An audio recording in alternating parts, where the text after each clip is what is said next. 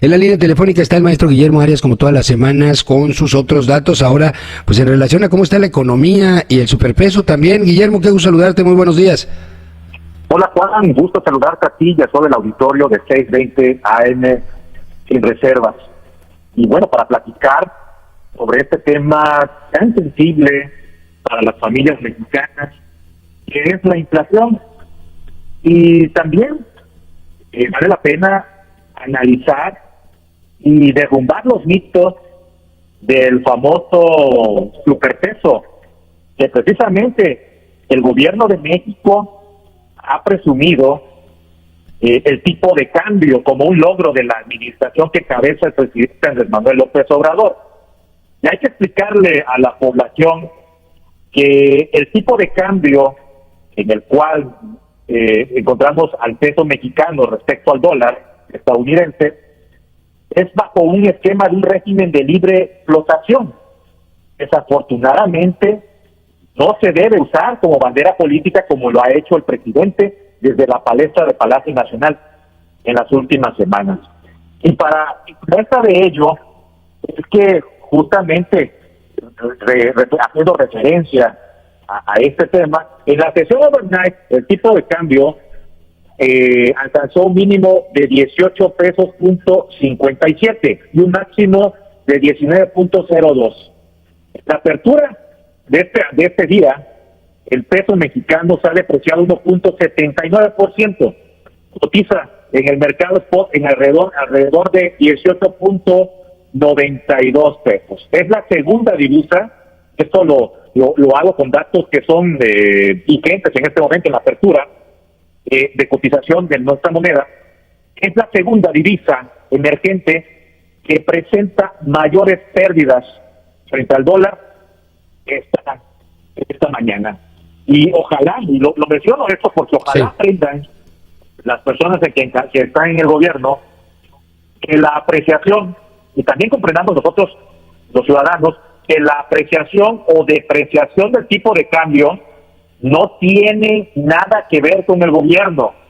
Ni eran éxitos de esta administración cuando tocó 17.90 pesos, ni fracasos ahora.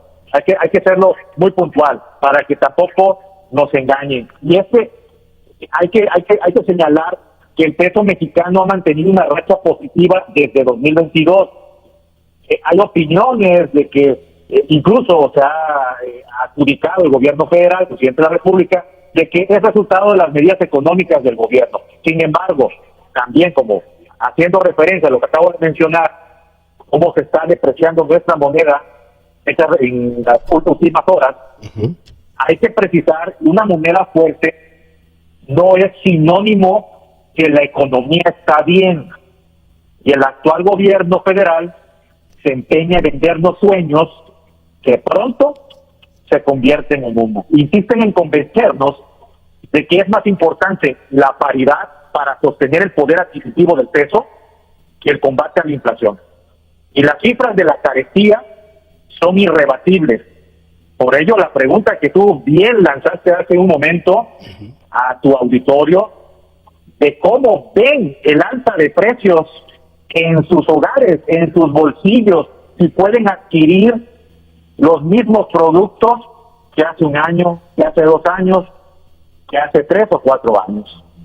El presidente López Obrador prometió que la inflación sería transitoria y no ha sido así. Lo dijimos contigo en tu espacio, que la inflación en México venía para quedarse en estos niveles, alcanzando la mayor en más de 22 años.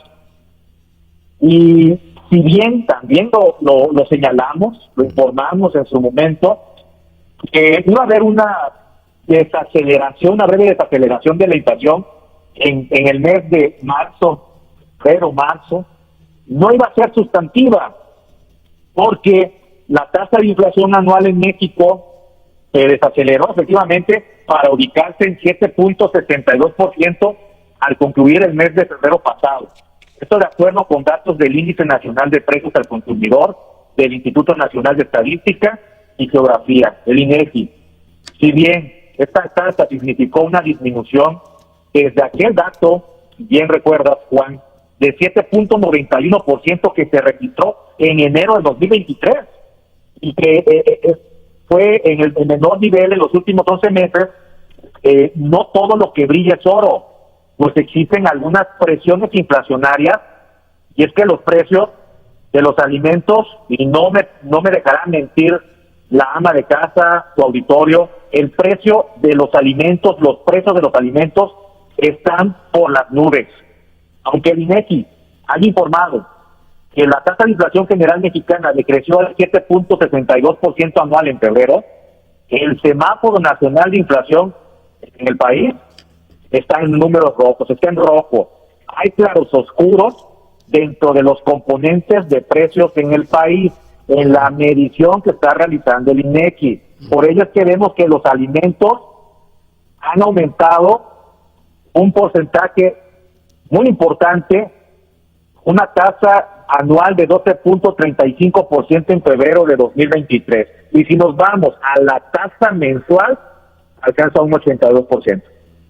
Eso es preocupante, por la volatilidad de los alimentos, de los precios de los alimentos y los energéticos, que han llegado a una elevada tasa mensual en mes de febrero, referente a la inflación.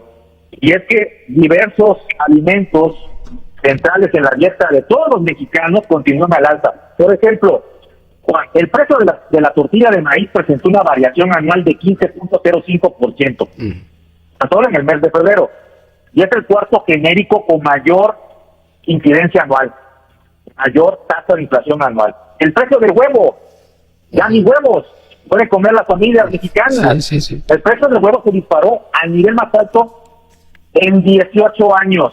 18 años, incrementándose nada más ni nada menos 35.17%. La harina de trigo, que bueno, de ahí deriva la elaboración de otros productos alimenticios, tuvo un incremento anual de 27.24%, y por lógica el pan de caja 17.80%. Y las medicinas en estos sagrados tiempos, enfermarse es una carga impositiva para millones de familias mexicanas, porque las medicinas aumentaron tan solo en el mes de febrero 8.8%. Además, el dato de febrero está aún por encima, por eso esta es una para quienes señalan que el superpeso, la racha del peso mexicano y se debe a las medidas económicas del gobierno federal. Bueno, yo les quiero señalar, puntualizar que el dato de febrero de inflación está aún por encima de la meta del 3% anual del Banco de México, que paradójicamente ha elevado 14 veces consecutivas la tasa de interés interbancario, hasta un récord de 11%, y esto lo ha hecho para combatir la inflación. ¿Y esto en qué nos afecta? Bueno, primero, dificulta la inversión, dificulta la compra de deuda entre industriales y empresarios, y esto compromete inversiones, crecimiento y, por lógica, en esta cadena, la creación de empleos. También hay que precisar, y como lo he mencionado, como una recomendación para tu auditorio, al aumentar las tasas, todos los créditos tienen un impacto, excepto los contratados a tasa fija y no en unidades de medida y actualización, que son las famosas sumas. ¿Y quién paga finalmente estos incrementos? Bueno, pues lo paga la población en general, sí, claro, porque los empresarios, los productores, los comerciantes, ineludiblemente impactan en el precio de las mercancías y así mantener el ritmo de ganancias. Recordemos que la tasa de interés activa, para quien nos escucha, es el costo real del dinero. Por ello, ante el alza de las tasas de interés que ha replanteado el Banco de México hasta 14 ocasiones, es necesario, es mi recomendación para todo tu auditorio, pagar a la brevedad tarjetas y créditos, ya que el dinero plástico con tasas de interés actuariales continuas y sin control a la usura bancaria, los agregados monetarios de las tarjetas de crédito se aproximan al 100% anualizado. Chequen las letras chiquitas del famoso CAP para quienes tienen algún crédito bancario. Claro. por lo que la recomendación es restringir al máximo el uso de tarjetas de crédito, así como pensar 2 veces la adquisición de automotores y bienes inmuebles a tasa variable. Una tasa fija no presenta esta problemática. Por ello es que poco importa, Juan, el efectivo que llega, y qué bueno que hiciste esa pregunta, el efectivo que llegan a los hogares mexicanos, muchos por salarios y otros por programas sociales, y que integran un ingreso para muchas familias mexicanas, pues mes a mes, semana a semana, día a día, les resulta más difícil llevar alimentos saludables a la mesa. Y es que empeoró la pobreza laboral en México, pues alrededor de 50 millones de mexicanos no ganan lo suficiente en sus trabajos, ni tampoco con los programas sociales tienen los suficientes ingresos para comprar una canasta alimentaria básica. Y es que a pesar del sonsonete mareador de las conferencias matutinas del presidente, en las que presume el fortalecimiento del superpeso frente al dólar, que medios y redes sociales se encargan de difundir como si fuera la palabra de Dios, desafortunadamente, y falta con carencia de objetividad, la moneda mexicana cotiza actualmente, ya lo vimos, pues ya superó los 19 pesos por dólar, ¿sí? Y ese resultado, si bien se había contenido por debajo de los 19 pesos, había sido resultado de la combinación de varios elementos. El primero, el aumento de los ingresos por remesas, que por cierto, no es un logro del gobierno federal. Un repunte en la atracción de inversiones extranjeras y el alza en los precios del petróleo. Hay que subrayar, Juan, para que quede más claro, y como comencé esta plática, la apreciación o depreciación del tipo de cambio no tiene que ver con el gobierno, no son éxitos de esta administración cuando tocó 19.90 pesos el dólar, y tampoco fracasos ahora que está superando ya los 19 pesos.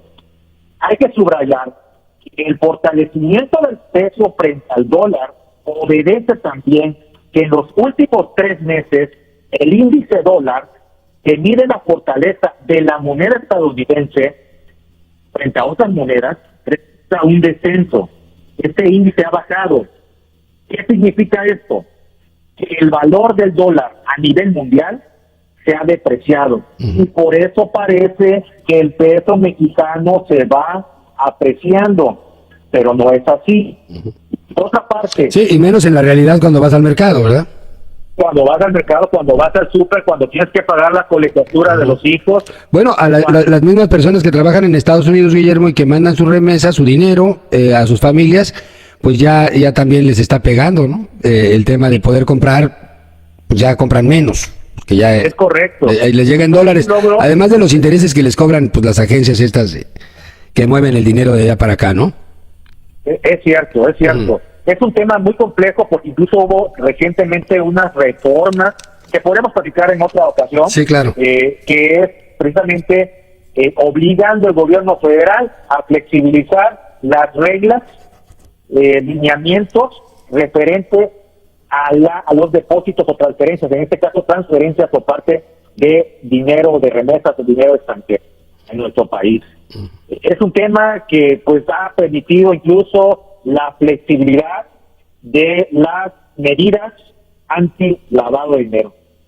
Entonces, bueno, no quisiéramos especular, pero las remesas en México, el incremento sí ha sido importante, ha sido un logro muy importante por parte, no del gobierno federal, sino de aquellos mexicanos que han emigrado a otro país y que hacen su esfuerzo económico para no solamente ser productivos, sino para apoyar a sus familiares que se encuentran en nuestro país. Las remesas en México alcanzaron un récord histórico de 58.497 millones de dólares en 2022, más del 13%. Pero esto también obedece al repunte de la economía de Estados Unidos, después del periodo de la pandemia de COVID-19 y pues las medidas de confinamiento y un menor dinamismo de la economía estadounidense.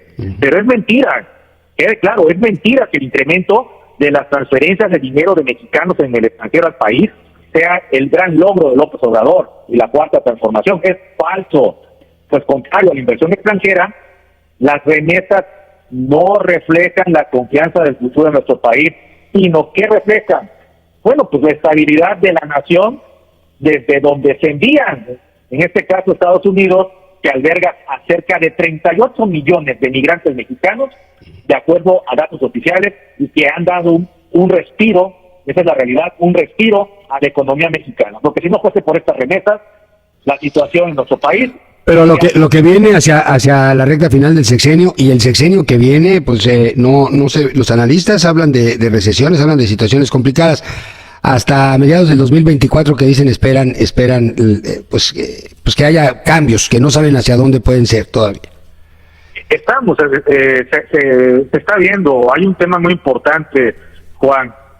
Recordemos que ha habido unos quiebres bancarios en Estados Unidos, de que se están sumando 2 bancos y están en la mira 14 instituciones bancarias a punto de la quiebra en Estados Unidos.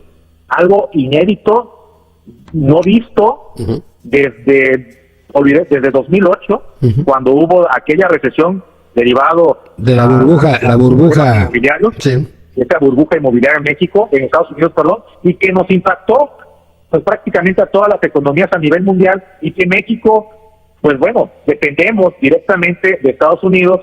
Cada vez se evidencia la dependencia económica y es nuestro principal socio comercial.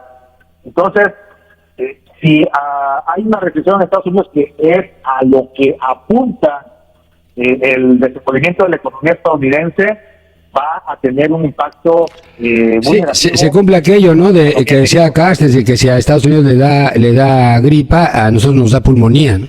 Sí, por ello es que es importante desmitificar estos temas, hacerlos del conocimiento de la gente y no permitir que nos sigan engañando, ¿no? Que nos vendan bolas de humo, porque después del golpe es muy fuerte. Y esto lo quiero colocar también.